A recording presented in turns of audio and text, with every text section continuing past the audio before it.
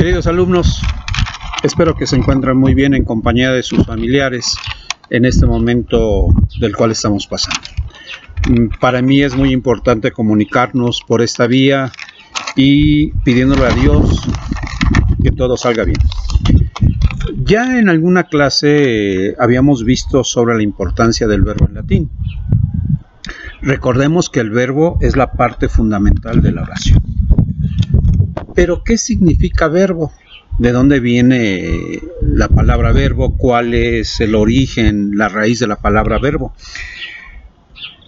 Verbo viene de verbum, que significa en latín palabra. Por lo tanto, el verbo es el motor de la lengua. En algún momento determinado establecimos que los verbos, en su modo indicativo, en la parte de latín, sus terminaciones son are, ere e ire. Por ejemplo, en latín el verbo amare, en español sería amar. Con la terminación ere estaría en latín el verbo debere, en español es deber. La terminación ire, podemos poner el ejemplo aperire, y en español es abrir. Hablamos que los accidentes gramaticales de un verbo se verifican en la desinencia, en su desinencia. ¿Se acuerdan qué es una desinencia? ¿O cuál es el significado de desinencia? Recordemos que la desinencia es la parte final de una palabra que indica algún tipo de variación gramatical y que esto en un momento determinado nos puede indicar o el género, el número, el caso o el tiempo verbal. En el caso concreto de nuestro libro, en la página 143, ahí establecimos y podemos observar algunos ejemplos muy característicos. Por ejemplo, tenemos el presente indicativo del verbo habitare. Si nosotros establecemos desde el singular la primera persona, el verbo habitare se establecería como habito. En la segunda persona del singular sería habitas. En la tercera persona del singular sería habitat. Si establecemos la primera persona del plural, sería habitamos. En la segunda persona del plural sería habitatis, habita, habitatis. Y en la tercera persona del plural sería habita, habitant. Si en un momento determinado queremos conjugar en indicativo el verbo habere, para la primera persona del singular sería habe, habeo. Para la segunda persona del singular sería habe, habes. Para la tercera persona del singular sería habe, habet. En el caso del plural tendríamos en la primera persona habemus, habe, habemus. Para la segunda persona sería habe, habetis. Y para la tercera persona sería habe, habent. Es muy importante exactamente la importancia del verbo como tal, es súper importante, porque en algún momento determinado, en el momento en que nosotros vayamos a establecer palabras, el verbo nos va a ayudar muchísimo precisamente para estos aspectos.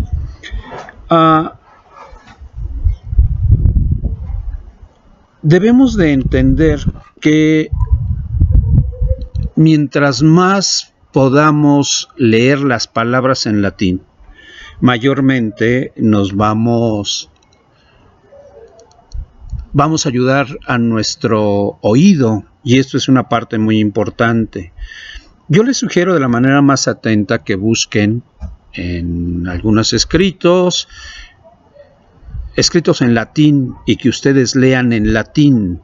¿Qué significa esto? A lo mejor no entenderemos algunas palabras, pero algunas sí. Y entonces por asociación y con la parte de los verbos del cual hoy hemos hablado y ya en un momento determinado hablamos en la clase, nos van a ayudar muchísimo precisamente para establecer el entendimiento de la lengua latina.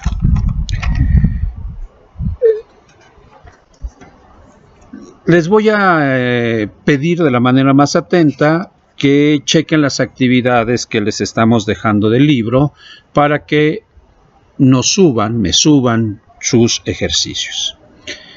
El siguiente tema del cual vamos a hablar es lo que es la formación de palabras. Y una parte muy importante en la formación de palabras tiene que ver con lo que es el pronombre. Recordemos que este se emplea para sustituir al sustantivo o al nombre. Pronombre, la palabra pro, significa en lugar de. En este caso, pronombre sería en lugar del nombre. Y los pronombres nos llevan precisamente a generar lo que llamamos formación de palabras. En la formación de palabras es muy importante fijarnos en las raíces de cada una de las palabras. Las raíces de las palabras pueden proceder, como en su momento lo vimos, de sustantivos, de adjetivos o de verbos. En latín podemos encontrar palabras simples, es decir, formadas por una raíz a la que se le añade su desinencia propia. Y esto exactamente nos genera una serie de posibles significados a partir de una raíz, a partir de un sufijo o también a partir de un prefijo. Por ejemplo, si en un momento determinado yo quiero establecer el cómo se aplica el prefijo y el sufijo, es decir, la cuestión de los pronombres para entender una palabra en latín, me voy a permitir el indicarles, por ejemplo, a partir de el verbo escribo, que significa escribir. En este caso, ¿cuál cree usted que sea la raíz del verbo escribo en latín, escribir para nosotros en español? ¿Cuál sería la raíz de escribo? Sí, en un momento determinado, exactamente, la raíz script es la parte primera. Si yo digo la palabra escriba, ¿ok? La raíz es script y el sufijo es va, ¿ok? Entonces, escriba es el que escribe, es decir, el secretario, el que escribe. Si yo utilizo la palabra escriptor, ¿ok? La raíz script se le une el sufijo tor. En este caso sería el que escribe. Y cuando yo digo escritor, entonces estoy hablando de exactamente el escritor. Ya no es el secretario como en la palabra escriba, sino ahora es el escriptor, el que escribe. Si yo digo la palabra scriptio, ¿ok? La raíz, script, el sufijo tio, que es la acción de escribir. Aquí también se refiere a lo que propiamente es lo que yo escribo. Es decir, scriptio es el escrito. Si yo digo la palabra o leo la palabra escritura, script y el sufijo tura, viene siendo la acción de escribir, ¿sí? Propiamente lo que va a ser la escritura. Pero también en un momento determinado podemos utilizar prefijos antes de la raíz, antes de la raíz, y también nos genera alrededor de la raíz un cierto significado. Por ejemplo, circunscribo, circunscribir, en este caso circunscribo. ¿Cuál sería el prefijo de circunscribo? Sí, si pensó usted en circun, es exactamente lo que se escribe alrededor de, ¿ok?